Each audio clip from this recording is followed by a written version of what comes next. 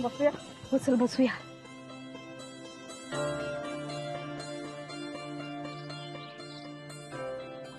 चल 5 मिनिटात वरती जाऊया आता. खूप काम आहेत, नाही तर उशीर होऊन जाईल. अगं आज धावपळ. काही नाही ग, स्वयंपाक करायचा आहे. स्वयंपाक नाही केला तर आईंवरती खूप पडतं ग. दिवसभर अथर्वच्या मागे असतं. खूप त्रास होत असेल, दमत असतील. पण बरं झालं आई बाबा परत आले ते. अथर्व खुश असतो. काय बोल ना काहीतरी, नुसती करते मगापासून. काय आलंय? काय बोलतेय? तुझं लक्ष नाहीये. असं काही नाहीये. सांगशील का काय झालंय ते? सुबोधचं जरा टेन्शन आहे. कसलं? म्हणजे गेले काही दिवस माझ्या कानावर येत होतं की त्याची बँकेत काहीतरी प्रॉब्लेम आहे. त्याची नोकरीच गेलीये ग. बँकच बंद पडली. काय? हो. गुप्ते भाऊंना खूप शॉक बसला असेल. आधीच हळवेत ते. त्यांना खूप त्रास होत असणार या सगळ्याचा. खूप टेन्शन मध्ये असतो. काय करावं ना काही कळतच नाहीये मला. म्हणजे नोकरी मिळेल ग, पण सुबोध ना. तू काळजी करू नकोस, मी बोलते त्यांच्याशी. नको, आत्ता काहीही बोलू नकोस त्याच्याशी. अगं नको काय नको. बघ असं नको सांगूस. ते मला बहिणीसारखं मानतात. मला काही प्रॉब्लेम आला तर मी तुमच्या बरोबर शेअर करते ना. तुम्ही माझ्या पाठीशी उभे असतात ना. मग तसंच आहे. आता वेळ माझी आहे, मला काहीतरी करू दे. मी बोलते त्यांच्याशी. नको आत्ता बोलूस प्लीज. ही वेळ नाही हा विषय काढायची. बर, तू म्हणतेस तर आत्ता नाही बोलणार. पण तू काळजी नको करूस. होईल सगळं नीट. निघेल काहीतरी मार्ग. Good morning. आला. काय झाला? वॉक बिट सगळं? हो, वॉक बिग झाला आमचा. बरं आहे ना याचं, सतत खुश असतो. अरे म्हणजे काय, हसते रहो हसाते रहो, हाच पडलाय आपला. काय रे? झालं का तुझं बोलून? याच एक बरं आहे, याच्याकडे सगळ्या प्रश्नांची उत्तरं असतात. म्हणजे काय? या कृष्ण आहेस का तू? हो खरंच. खरंच म्हणे. आज का आला तिथे? आई तुला काही खायला करून देणार नाहीये. फॉर अ चेंज मी आईसाठी किंवा तुझ्यासाठी नाही आलोय. मला कृष्ण म्हणालीस ना, मी गोपिकेसाठी आलो. गोपिका? दोघींना एकत्र का धक्का बसला? सांगतो. आम्हा पेंद्या पण आणलाय बरोबर. ऍड्रेस माहिती आहे ना? हो. तिकडे जाऊन बुके ठेवायचे. हो. ओके. हो. एक एक करून ठेव. दोन्ही एकत्र ठेवू नको. हो. चलो लवकर. अरे पकडला तर माझं नाव सांगू नको. सांगायचं पवनने पाठवलंय म्हणून. हा कळलं का रे? आणि पहिला बुके ठेवल्यावर मिस कॉल नाही मला लगेच येतो मी. काय सगळं गोपिका वगैरे? पैसा पैसा करती है क्यों पैसे पे तू मरती है. अच्छा. मैं बारिश कर दूं पैसे की जो तू. काय चाललंय? सांगते. बाय द वे झोप नीट झाली का? असं काय विचारतेस? नाही, कारण तुम्ही झोपेत बडबडत होतात. काय स्वित्झर्लंड, पॅरिस, ऑस्ट्रिया. झोपेत युरोप टूर केलीस का काय? मी खरंच बडबडत होते. हो यार, मी स्वप्न बघत होते की मी युरोप टूरला गेलीये. काय वेदर होतं माहितीये, एसी ऐक आणि सगळीकडे स्नो.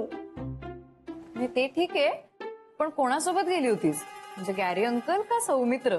व्हॉट नॉनसेन्स यार. सौमित्राचं काय? ऑफकोर्स गॅरी असणार ना. नाही असं काही नाही. म्हणजे सध्या गॅरी अंकलकडे कमी पैसे आहेत ना, आणि सौमित्रकडे भरपूर पैसे आहेत. सो मला असं वाटलं की तू त्यांच्यासोबत नाही, सौमित्र सोबत गेली. असं काही नाहीये, काहीतरी बोलू नकोस. गॅरी सध्या क्रायसिस मध्ये. प्लस ते ऑरेंज अंकल आंटी आहेतच, त्यामुळे सगळंच डिस्टर्ब झाले. अरे ते तर गेले होते ना. हो ना, पण आलेत परत. झालं. आता तर काही खरं नाही. गॅरी अंकल काही तुझ्याकडे लक्ष देत नसतात. का? काय ते त्याचे पेरेंट्स झाले की तुझ्याकडे दुर्लक्षच करतात. हा ना यार, मला ना कधी कधी गॅरीचं काही कळतच नाही. काय कळत नाही? म्हणजे बघ ना, ही लव्स मी पण तो त्या राधिकाला डिवोर्स देत नाहीये.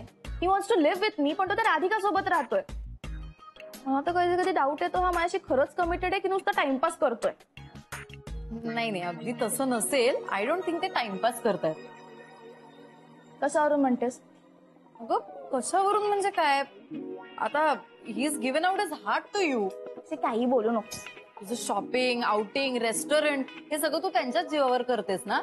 आणि सगळ्यात महत्वाचं, त्यांनी तुझ्यासाठी त्यांच्या फॅमिलीला तोडलंय. हे बरं आहे, मी पण कुठे माझ्या फॅमिली सोबत राहते, मी पण लांबच राहते ना. आणि मी एकटीने खूप फेस केलंय. पण दिस इज हाय टाइम ना, मला नाही बोलायचंय गॅरिश, त्यांनी खूप हर्ट केलंय मला. अच्छा, म्हणून आता तू हर्ट करणार आहेस का त्यांना? एक मिनिट, तू त्या सौमित्रचं प्रपोजल सिरियसली घेतलंयस का? अगं नाही गैशी, तसं काही नाहीये. जा बघ कोण आलंय. नाही तू बघ, मला कंटाळा आला. किती आळशी झालीस ग तू, एकही काम करत नाहीस घरातलं. तुला ना सगळं आयतं पाहिजे हातात. उद्या गॅरी अंकल कडे राहायला जाशील तेव्हा तुझं तुलाच करायचंय ना सगळं. फालतू. आले.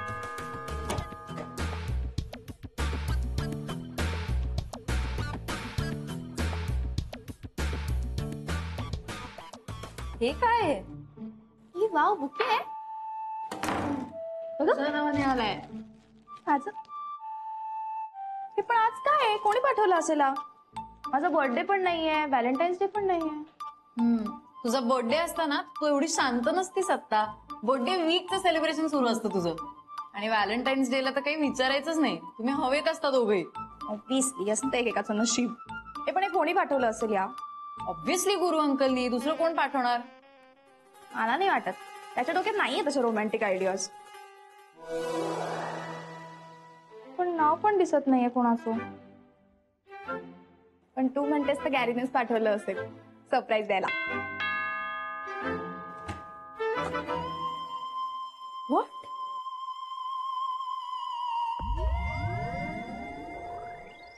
अजून एक बुके आलाय तुझ्या नावाने. ए वाव. मला तर वाटतं गॅरीज पाठवत असेल मला सॉरी म्हणायला. नक्की ना? नाही, मगाशी त्यांना नावं ठेवत होतीस म्हणून. ठीक आहे ना, जाऊ दे. मी त्याला फोन करते आणि थँक्यू म्हणते. थांब.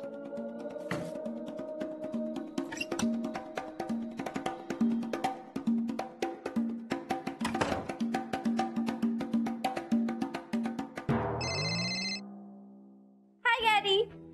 हा काय ग, सकाळी सकाळी काय फोन केलास? Thank you so much. थँक्स कशाबद्दल? छान बुकेज पाठवले त्याबद्दल. ओके. काय झालं, तू रागवलायस का? अगं रागवायचा काय प्रश्न आहे? नाही मी रागवलो नाहीये, पण मला कळत नाही तू काय बोलतेस. कसले बुके? मी काही बुके वगैरे नाही पाठवलेले. मग कोणी पण. हा? ऐक, मी नंतर फोन करते. हा. हॅलो, हे बुके?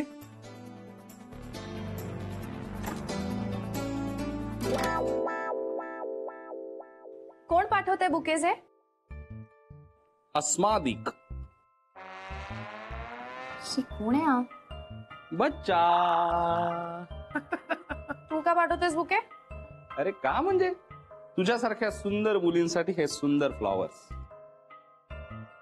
भाजीतला फ्लॉवर नाहीये, खरे फ्लॉवर्स आहेत. असा काय चेहरा करते? घे. Thanks for the compliment. आणि you know it's American culture.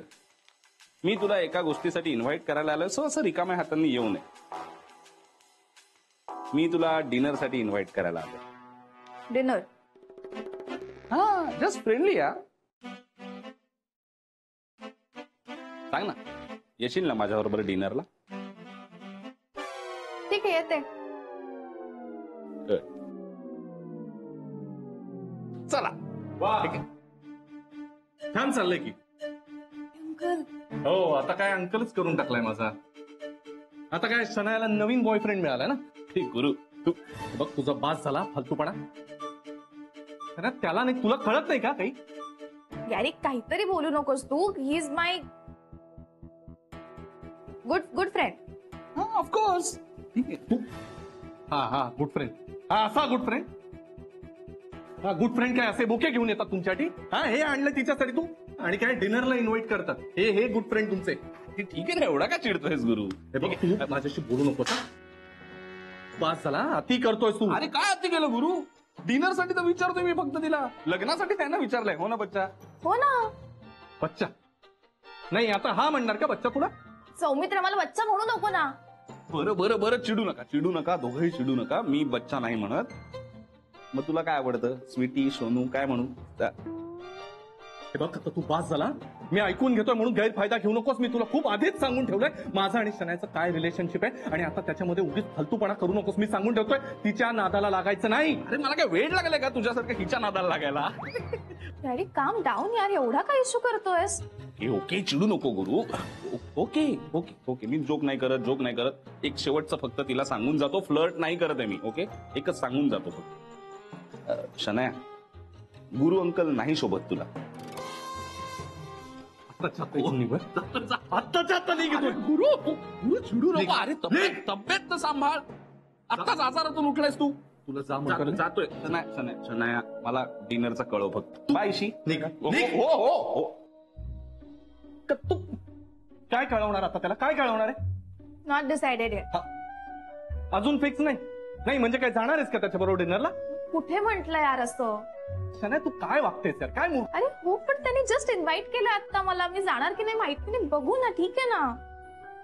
तू मेरा दिल नहीं तोड़ सकती सेनोरिटा. तू ठीक आहे, चिडू नको यार. सेनोरिटा म्हणाला मला. हो, अरे वा. उद्या अप्सरा म्हणेल, मग काय त्याच्याबरोबर स्वर्गात जाणार आहेस? नाही, तू पण स्वतःचं डोकं लाव ना कधीतरी जरा नीट विचार कर ना. नाही पण मी आता काही तुला सांगणार नाही. तुला बरोबर कळतं ना. आय जस्ट होप की तू आता त्याला जास्त एंटरटेन करणार नाहीयेस. हा, बघूया. नाही तर तुला काय करायचं ते करत. हे फाईन, नाही जाते मी. ठीक आहे, पण मग आपण दोघं बाहेर जाऊया कुठेतरी. मला 7 स्टार हॉटेलला नाही. मी पण येऊ? कुठेही जात नाही आपण. हा, हे बघ, मला बाहेर जाणं अलाउड नाहीये, माहितीये तुला. प्लीज नको जाऊ. अरे असं काय करतोस यार? आपण खूप दिवसात नाही गेलो कुठे. चल ना प्लीज.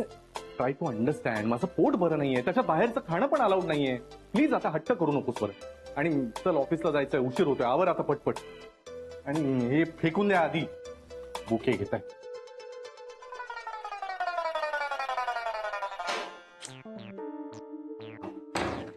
डिनरची ऑफर आहे, तिथे जायचं नाही. आणि काय तर ऑफिसला जायचं. बोर करून ठेवलं यार सगळं. शनायासारख्या मुली ऑपॉर्च्युनिस्ट असतात आई. सरळ गेलो आणि डिनर साठी इन्व्हिटेशन दिलं. काय? कोणाला इन्व्हिटेशन दिलं? बकुळा मावशीला. काय? अगं शनायाला किती वेळा सांगितलंय तुला? आपलं ठरलं होतं ना यार. ए, आपलं काही ठरलेलं नाहीये. अरे पण मी तुझं सैन्य, वजीर, मी कसाही, ही माझी पहिली खेळी आहे. नाही नाही नाही, सौमित्र मित्र काय सांगितलंय? तू असं काहीही करणार नाहीयेस. एकच मिनिट. आणि डिनरला वगैरे काही नाही. इतके पैसे कुठून आणणार आहेस? हिचे प्रश्न सुरू नाही सौमित्र, मी बघतो ना काय ते. मी तुला मला माझ्या पद्धतीने. तू नंतर हे बघ, मी तुला सांगते, तू माझ्याशी बोलू नकोस. मी जातो. सौमित्र, मी सांगते तुला, असं तू काहीही करणार नाहीयेस. गेला हो, माणूस ऐकेल तर शपथ. आई, मला उशीर होतोय, मी निघते ऑफिसला.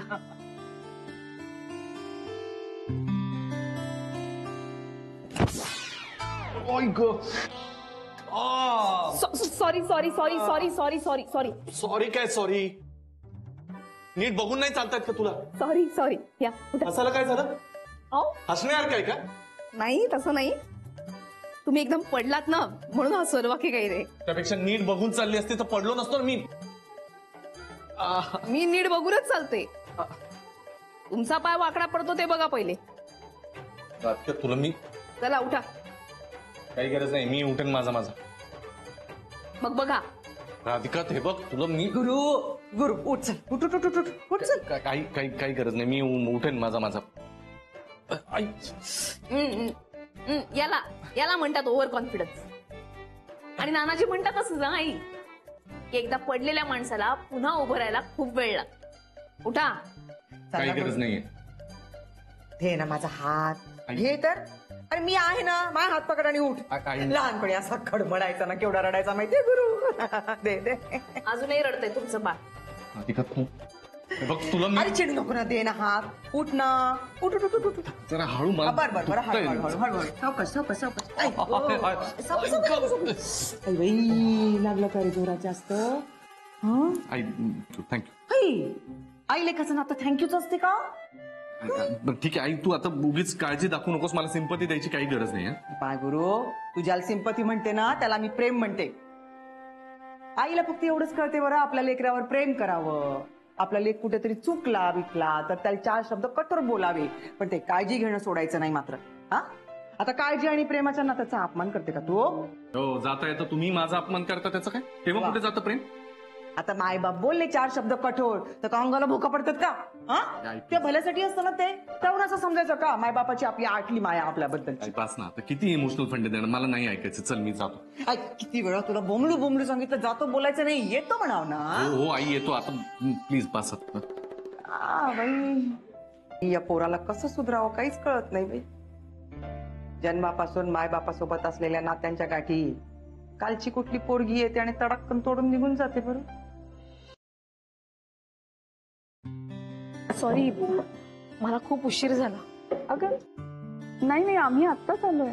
हो ना, मग ठीक आहे. काय झालं, असं एकदम अचानक बोलवून घेतलं? ते मी सकाळी म्हटलं होतं ना तुला. हा, वहिनी, रेवतीने तुम्हाला सांगितलं असेलच, माझ्या बँकेचा प्रॉब्लेम झालाय. म्हणजे आता बँकेची चौकशी चालू असेपर्यंत मला सॅलरीही मिळणार नाही आणि दुसरीकडे कुठे नोकरीही करता येणार नाही. रेवती बोलली माझ्याशी. सगळंच अचानक झालंय हे, पण तुम्ही काळजी नका करू. होईल सगळं नीट, आणि थोड्या दिवसांनी दुसरी चांगली नोकरी सुद्धा मिळेल तुम्हाला. अगं, जोपर्यंत बँकेची चौकशी चालू आहे ना, तोपर्यंत दुसरी नोकरी नाही मिळू शकत. आणि त्यात आता बँक ब्लॅकलिस्टेडही झाली आहे. कशी मिळणार आहे दुसरी नोकरी, सांग बरं. हे बघ, आर्थिक टेन्शन नाहीच आहे आम्हाला अजिबातच. मला फक्त एवढीच काळजी वाटते की दुसरी नोकरी मिळेपर्यंत सुबोध घरी असणार आहे. काळजी कशाला करते, आणि तोपर्यंत नवीन नोकरी कशाला शोधायची? तुम्ही राधिका मसाले जॉईन करा ना. नाही म्हणजे मी सगळ्यांशी बोलून घेते. मला तुमच्यासारख्या एक्सपिरियन्स असलेल्या माणसाची खरंच खूप गरज आहे. नाही, नको वहिनी. हे पहा, माझ्याकडे या प्रॉब्लेमचं एक सोल्युशन आहे, आणि त्यासाठीच मी तुम्हाला दोघींना इथे बोलवलंय. काय? कसलं सोल्युशन? House husband.